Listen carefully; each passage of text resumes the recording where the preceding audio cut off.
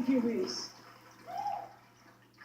In 1964, I was a little girl sitting on the linoleum floor of my mother's house in Milwaukee, watching Anne Bancroft present the Oscar for Best Actor at the 36th Academy Awards. She opened the envelope and said 5 words that literally made history. The winner is Sidney Poitier. Up to the stage came the most elegant man I had ever seen. I remember his tie was white, and of course his skin was black, and I'd never seen a black man being celebrated like that. And I've tried many times to explain what a moment like that means to a little girl, a kid watching from the cheap seats as my mom came through the door, bone tired from cleaning other people's houses. But all I can do is quote and say that the explanation in Sidney's performance in Lilies of the Field, amen, amen, amen, amen.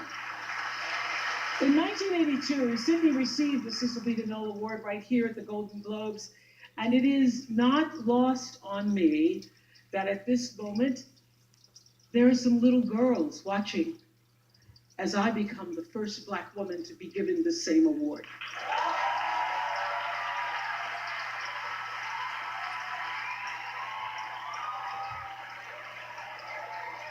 It is an honor. It is an honor, and it is a privilege to share the evening with all of them, and also with the incredible men and women who've inspired me, who've challenged me, who've sustained me, and made my journey to this stage possible. Dennis Swanson, who took a chance on me for AM Chicago. Quincy Jones, who saw me on that show and said to Steven Spielberg, yes, she is Sophia in The Color Purple. Gail, who's been the definition of what a friend is, and Stedman, who's been my rock, just a few to name. I'd like to thank the Hollywood Foreign Press Association, because we all know that the press is under siege these days, but we also know that it is the insatiable dedication to uncovering the absolute truth that keeps us from turning a blind eye to corruption and to injustice. To tyrants and victims and secrets and lies. I want to say that I value the press more than ever before as we try to navigate these complicated times, which brings me to this. What I know for sure is that speaking your truth is the most powerful tool we all have. And I'm especially proud and inspired by all the women who have felt strong enough and empowered enough to speak up and share their personal stories. Each of us in this room are celebrated because of the stories that we tell. And this year, we became the story. But it's not just a story affecting the entertainment industry. It's one that transcends any culture, geography, race, religion, politics, or workplace. So I want tonight to express gratitude to all the women who have endured years of abuse and assault because they, like my mother, had children to feed and bills to pay and dreams to pursue.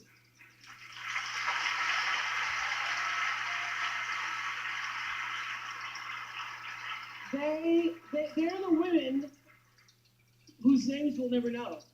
They are domestic workers and farm workers. They are working in factories, and they work in restaurants, and they're in academia and engineering and medicine and science. They're part of the world of tech and politics and business. There are athletes in the Olympics, and there are soldiers in the military. And there's someone else, Reese Taylor. A name I know, and I think you should know too. In 1944, Reese Taylor was a young wife and a mother. She was just walking home from a church service she'd attended in Abbeville, Alabama, when she was abducted by 6 armed white men, raped and left blindfolded by the side of the road, coming home from church. They threatened to kill her if she ever told anyone. But her story was reported to the NAACP, where a young worker by the name of Rosa Parks became the lead investigator on her case. And together they sought justice. But justice wasn't an option in the era of Jim Crow.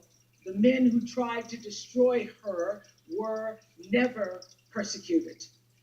Recy Taylor died 10 days ago, just shy of her 98th birthday. She lived, as we all have lived, too many years in a culture broken by brutally powerful men. For too long, women have not been heard or believed if they dared to speak their truth to the power of those men. But their time is up.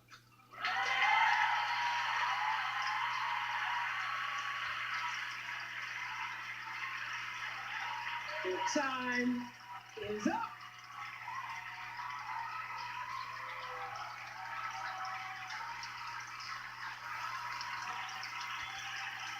Their time is up. And I just hope that Recy Taylor died knowing that her truth, like the truth of so many other women who were tormented in those years, and even now tormented, goes marching on. It was somewhere in Rosa Parks' heart almost 11 years later when she made the decision to stay seated on that bus in Montgomery. And it's here with every woman who chooses to say, "Me too." And every man who chooses to listen. In my career, what I've always tried my best to do, whether on television or through film, is to say something about how men and women really behave, to say how we experience shame, how we love, and how we rage, how we fail, how we retreat, persevere, and how we overcome. And I've interviewed and portrayed people who withstood some of the ugliest things life can throw at you, but the one quality all of them seem to share is an ability to maintain hope for a brighter morning, even during our darkest nights. So I want all the girls watching here now to know that a new day is on the horizon. And when that new day finally dawns,